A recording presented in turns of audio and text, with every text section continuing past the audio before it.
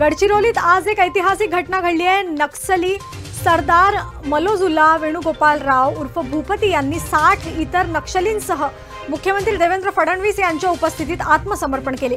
भूपती याच्यावर 6 कोटी रुपयांचा बक्षीस जाहीर होता। आत्मसमर्पणादरम्यान नक्षलांनी 54 हत्यारं जप्त केली, ज्यामध्ये 7 AK-47 आणि 9 इंसास रायफल होत्या। भूपती हा माओवादी संघटनेतील प्रमुख रणनीतिकारांपैकी एक। त्याने महाराष्ट्र छत्तीसगड सीमेवर प्लाटून अभियानांची कमान पाहिली होती। ही घटना नक्षलवादाविरुद्धच्या लढ्यात मोठा टप्पा ठरली आहे आणि या भागातील कायदा सुव्यवस्थेवर मोठा परिणाम होईल। आज बहुत महत्वपूर्ण घटना है। देश के प्रधानमंत्री माननीय नरेंद्र मोदी जी के नेतृत्व में 2014 से देश में माओवाद के खिलाफ जो एक लड़ाई शुरू हुई थी और हमारे केंद्रीय गृह मंत्री अमित भाई शाह इनके नेतृत्व में मार्च 2026 तक इस देश में माओवाद को समाप्त करने का जो संकल्प लिया गया था, उसमें महाराष्ट्र ने बहुत बड़ी पहल की है। 2014 से लगातार हम लोग एक लंबी लड़ाई माओवाद के खिलाफ लड़ रहे। एक और गांव-गांव तक विकास पहुंचाकर लोगों में विश्वास जगाने का काम हमने किया है और साथ में हमारे पुलिस दल ने विशेष रूप से हमारी C60 ये जो यहाँ की बटालियन है हमारी पुलिस की, उन्होंने बहुत अच्छे तरीके से कार्रवाई कर डीप फॉरेस्ट में जाकर, सुदूर जंगलों में जाकर, बहुत ही डिफिकल्ट टेरेन में जाकर माओवादियों के साथ प्रत्यक्ष युद्ध करके उनको न्यूट्रलाइज करना, उनको अरेस्ट करना और उनको आत्मसमर्पण के लिए बाध्य करना, ऐसी एक लड़ाई चलाई और जिसके चलते बड़े पैमाने पर माओवादियों के ध्यान में आया कि जो स्वप्न लेकर वो माओवाद में शामिल हुए थे, वो स्वप्न समाप्त हो चुका है और अब भारत के संविधान ने जो व्यवस्था निर्माण की है, उस व्यवस्था में वापस आना यही उनकी भलाई के लिए सिद्ध होगा। और धीरे धीरे इसकी शुरुआत हुई। 1 जनवरी को मैं यहाँ पर था और एक बड़े केडर तारक का इन्होंने आत्मसमर्पण किया और मैं ऐसा मानता हूं कि वो भी एक मील का पत्थर साबित हुआ। और आज जो सोनू उर्फ भूपती इन्होंने आत्मसमर्पण किया है, उनके साथ 60 लोगों ने आत्मसमर्पण किया है। ये सारे नक्सलवाद में, माओवाद में लिप्त ऐसे बड़े कैडर हैं और विशेष रूप से सोनू उर्फ भूपती ये और इनके भाई किशन जी, ये दोनों इस माओवाद को बड़ा करने में इसकी रीढ़ की हड्डी के रूप में काम करते थे। 2011 में किशन जी का न्यूट्रलाइजेशन हुआ, उसके बाद एक बड़ी कमान ये सोनू उर्फ भूपती इन्होंने संभाली हुई थी। ये आइडियोलॉजिकल भी वॉरफेयर करते थे और साथ साथ जमीनी वॉरफेयर में भी रिक्रूटमेंट करना, ट्रेनिंग देना, स्ट्रैटेजी करना, हमले करना, ये सारी चीज़ों में यही एक प्रमुख थे। और पिछले 1 महीने से इनके साथ हमारी पुलिस की बातचीत चल रही थी। अलग अलग माध्यमों से इनको एक तरफ कन्विंस भी किया जा रहा था कि आपने मुख्य धारा में लौटना चाहिए और दूसरी जगह ऑपरेशंस के माध्यम से उनको ये बाध्य भी किया जा रहा था कि अगर आप नहीं लौटेंगे तो हम लोग ऑपरेशन बंद नहीं करने वाले हैं, हम लोग धीरे धीरे या तो अरेस्ट करेंगे या न्यूट्रलाइज करेंगे। और जब इस परिस्थिति को उन्होंने समझा तो उन्होंने भी ये फैसला किया और प्रकट रूप से उन्होंने पूरे केडर में यह भूमिका ली कि हम लोगों ने युद्धबंदी करनी चाहिए और आत्मसमर्पण करना चाहिए। और कुछ लोगों ने उसका विरोध भी किया, लेकिन बड़े पैमाने पर माओवादी कैडर पर उनका एक प्रभाव है। उन्होंने तैयार किए हुए सारे कैडर हैं, इसलिए उनको समर्थन भी मिला और उन्होंने यह फैसला किया कि महाराष्ट्र की पुलिस के सामने 60 लोगों को 61 लोगों को लेकर मैं आत्मसमर्पण करूंगा। आज उन्होंने आत्मसमर्पण किया है। इससे माओवाद की रीढ़ की हड्डी आज टूट गई है। महाराष्ट्र में गढ़चिरौली में माओवाद समाप्त हो चुका है।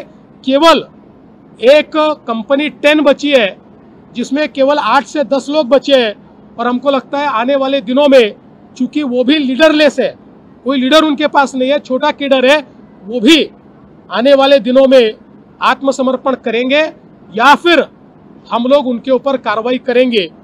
तो मुझे लगता है कि जो गृह मंत्री जी ने, प्रधानमंत्री जी ने एक मियाद रखी थी, उससे बहुत पहले महाराष्ट्र की पुलिस ने सफलता के साथ ये कार्य किया है।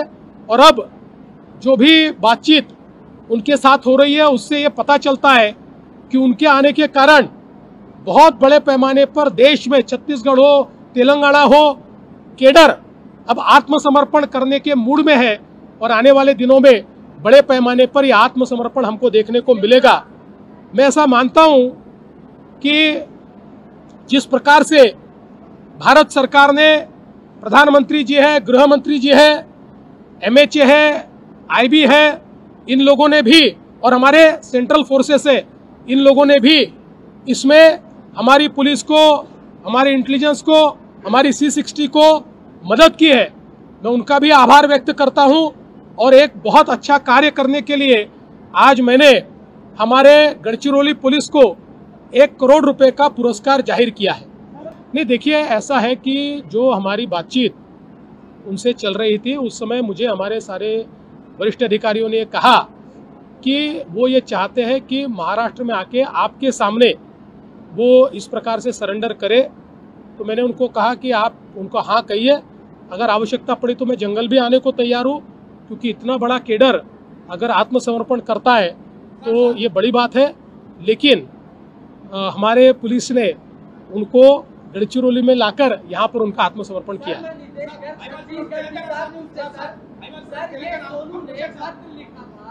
सबसे पहले छत्तीसगढ़ सरकार, ऐसी क्या परिस्थितियां बनी कि महाराष्ट्र में एकदम से सरेंडर की चीजें हुई? इस कदम से आप क्या मानते हैं कि छत्तीसगढ़ को भी लाभ होगा, आने वाले समय में नक्सलवाद के खात्मे को वहां भी सहायता मिलेगी और कुछ बातचीत हो रही है? देखिए, माओवाद के खिलाफ की लड़ाई में हम सब एक है, चाहे वो छत्तीसगढ़ हो, चाहे महाराष्ट्र हो, चाहे तेलंगाना हो। हम एक दूसरे के साथ कोऑर्डिनेशन में ही काम करते हैं।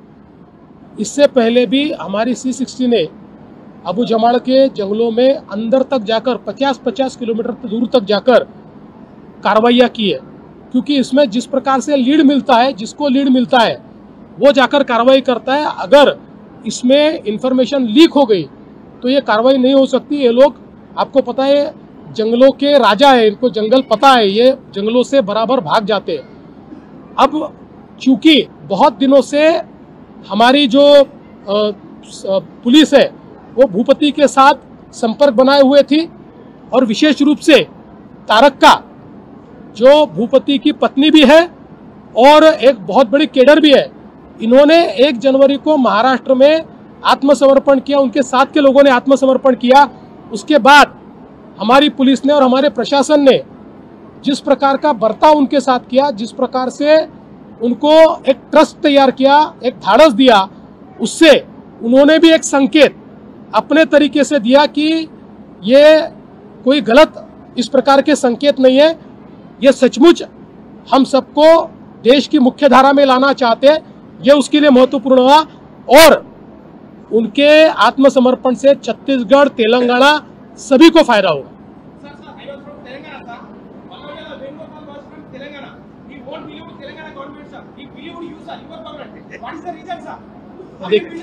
देखिए, मैं ऐसा कहता हूं कि ये कोई हमारे लिए कोई श्रेयवाद की लड़ाई नहीं है। मैं ऐसा कह सकता हूं, आपकी बात सही है, वो पेदापल्ली से है, इसलिए ओरिजिनली तेलंगाना से है, लेकिन इस सारे जंगल में जो पूरे कैडर तैयार हुए उसमें उनका हाथ रहा है। और जैसा मैंने ये कहा कि लगातार हमारे सरकार की नीति इस संदर्भ में बहुत ही कंसिस्टेंट रही है।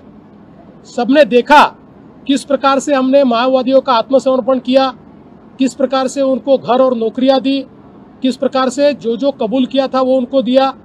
हमने समर्पित माओवादियों की शादियां लगाई, हमने उनको लॉयड स्टील जैसी कंपनी में नौकरी दी। आज 50-50 हजार रुपए की तनख्वाह पर वो नौकरी कर पा रहे। तो एक विश्वास उनके मन में तैयार हुआ कि ये केवल भाषण में देश की मुख्य धारा में लाने की बात नहीं करता है, महाराष्ट्र में देश की मुख्य धारा में लाने का काम हुआ है और इसलिए वो लोग यहाँ आए। मैं ऐसा नहीं कहूँगा कि किसी सरकार के ऊपर उनका विश्वास नहीं इसलिए वो यहाँ आए। उनको ये पता था कि यहाँ आने के बाद एक अच्छा बर्ताव इससे पहले भी हुआ है और अब भी हो।